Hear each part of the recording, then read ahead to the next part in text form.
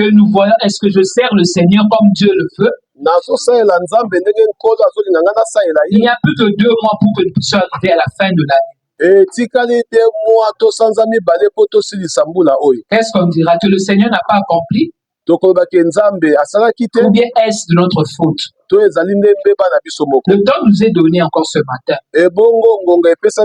pour que nous puissions voir un peu notre marche avec le Seigneur, pour qu'on puisse voir un peu notre considération, hein, la façon dont nous servons notre Dieu. Comme évangéliser, est-ce qu'il y a des âmes qui ont été sauvées? Est-ce que dans nos familles, il y a toujours les mêmes problèmes qui persistent? Ou bien sommes-nous toujours les mêmes? Parce qu'avant de pouvoir évangéliser les autres, nous-mêmes d'abord, est-ce que ma vie a changé?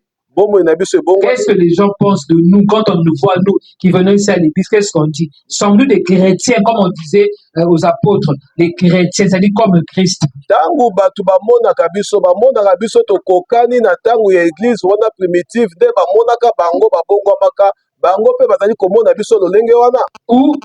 Ou simplement nous nous trompons nous-mêmes. Parce qu'avant de pouvoir évangéliser les autres, d'abord nos propres vies. Est-ce que j'ai changé? Est-ce que tout ce que le Seigneur me demande de faire, je le fais? Ou si je n'arrive pas, qu'est-ce que je dois faire maintenant pour que Dieu puisse, c'est-à-dire pour que je puisse plaire à ce Dieu-là? Pour éviter après que, comme cette troisième personne, que je puisse apporter des fausses accusations auprès du maître. Il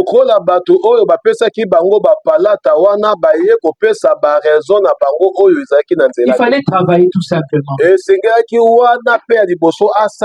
Parce que ce qu'on nous avait confié ne nous appartient pas, ça appartient à Dieu. Donc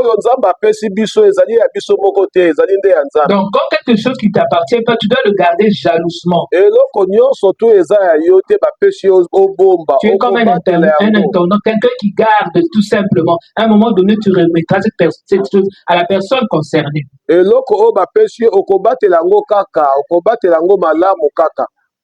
nous demande maintenant de travailler.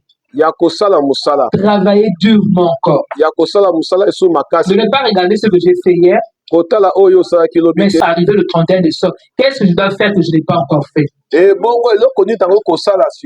Est-ce que je peux pas aller évangéliser maintenant? Je peux pas aller évangéliser, peut-être faire du porte-à-porte. Je peux pas aller dans les hôpitaux, dans les orphelinats. Je peux pas aller visiter par exemple les veuves, les personnes du 3e âge. Ou aller carrément dans les prisons évangéliser.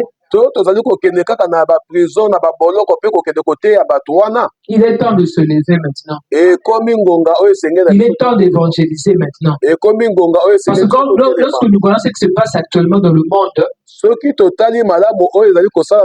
l'ennemi ne se cache plus. Ceux qui servent le diable ne se cachent plus. Et pourquoi nous devons nous cacher? Parce que nous sommes dans la lumière. Parce que nous avons Christ en nous. Nous avons la révélation en nous. Nous avons Dieu en nous. Nous avons la vie éternelle en nous. Nous avons les paroles que Dieu a mises dans nos bouches. Mais pourquoi avons-nous peur? Il est temps de nous lever maintenant. Il est temps d'agir maintenant. Il y a des gens, il suffit justement d'un petit mot pour que la personne se convertisse. Il suffit justement d'être sensible à la voix ou bien au geste que pose une personne.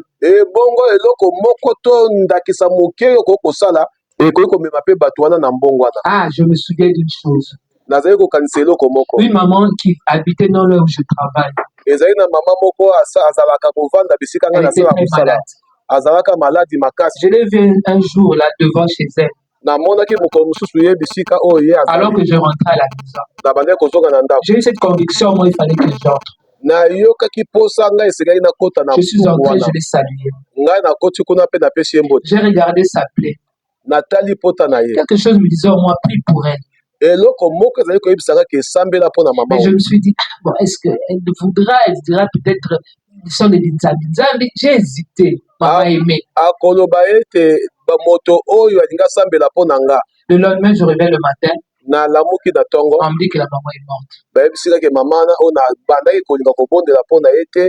Je dis, Seigneur, pardonne-moi. nazaki na kati na nga kenda sambela pona ye mais nazoyoka kaka kenda tika na sambela te. Donc je me suis dit maintenant naye koloba sikoyo quand Dieu autorise, tango nzambe apesaka quand je sens moi cette conviction là, tango nga nayoka kenda sambela pona ye esengeli nga na sala nde na tango wana et non me dire c'est-à-dire avoir des raisons comme cette troisième personne là kozwa lokola raison na moto bapesaki ye tala azwi talata moko wana ki kokunda yango. Dieu connaissait. Dieu sait qu'il a placé peut-être en papa 5 talents. Moi peut-être j'ai un talent. Mais je dois fructifier ce talent-là. Je ne dois pas me comparer à papa. Papa a ses capacités peut-être que moi je n'ai pas. Papa a un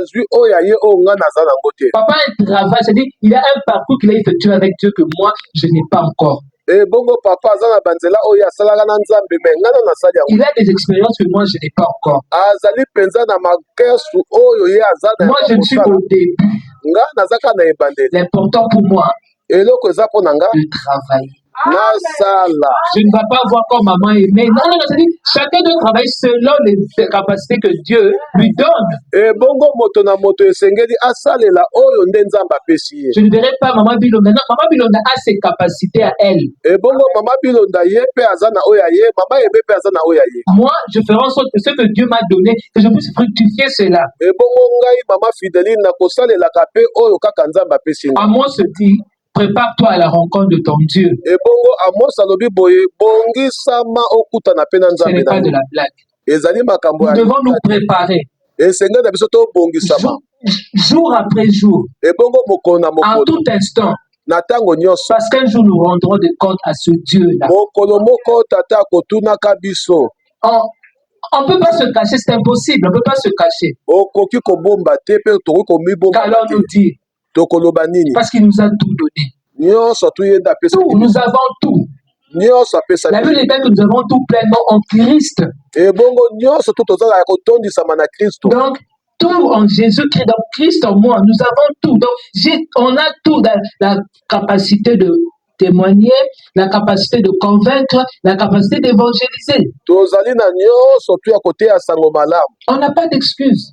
Donc quand Dieu revient sur les talents maintenant, dans la révélation, Dieu veut nous dire il est temps de nous réveiller et de travailler. Dieu s'est rendu compte qu'on ne travaille pas comme il se doit. Il est temps de se lever maintenant. Il est temps maintenant de gagner les âmes pour le Seigneur. Il est temps de s'oublier maintenant. Dès qu'il a l'argent, la première des choses, il pense à l'œuvre de Dieu. Il est temps que Dieu puisse occuper la première place en tout dans nos vies. Parce que l'évangélisation demande des fonds. Mais avec le peu que nous avons, on peut évangéliser. Même en cours de route, ça ne demande pas grand-chose.